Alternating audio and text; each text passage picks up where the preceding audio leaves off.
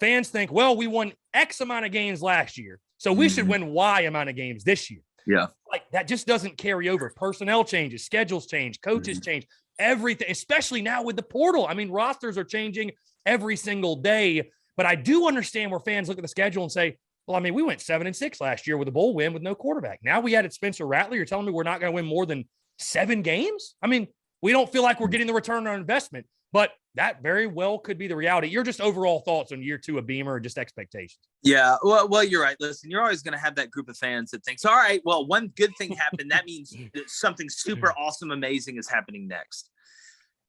I think, and again, I think you have that in every fan base, even fan bases that, that they never win. My thing is, if I'm looking at it, if from a South Carolina fan standpoint, if you're a smart fan, I think you realize that anything, if you can get to 8, that'd be amazing this year.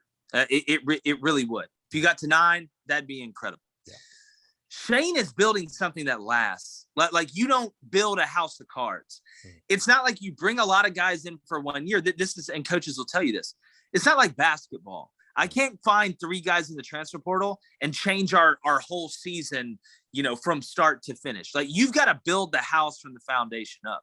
Like you can't build the beautiful stained glass window before you even put the walls in the first floor. Like it just doesn't work like that. That's what Shane's doing. Now, you've upgraded the areas that, optically, we talk about how it looks nationally. It looks great. And people believe in South Carolina. It's great to have belief.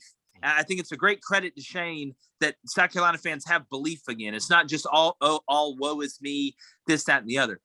But I think the expectation should be at least as good as it was last year. And you're right. While the SEC does grow and get better every year, there's some teams that take a step back. But if I'm South Carolina, I'm not as much worried about the Georgias. I'm not as much worried about the Alabamas. It's how are we going to compete against Kentucky? We got to make sure we beat Missouri. Can we steal one against A&M? Stuff like that. Because, again, you've got to stack classes together.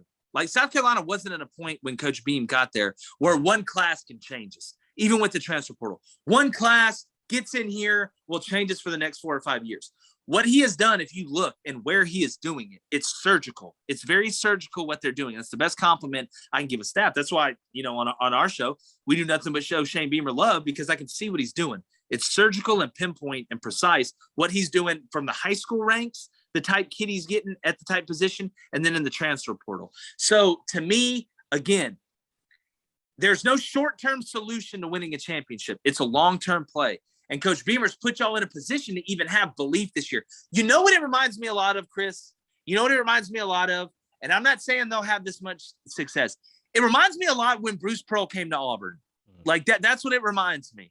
Like the first year you overachieve and you're happy. And then all of a sudden, that first offseason, you're like, wait a minute. We're bringing in guys we shouldn't really get right now. Like we're ahead of schedule. Then all of a sudden, you get 2 more good years and then it pops off.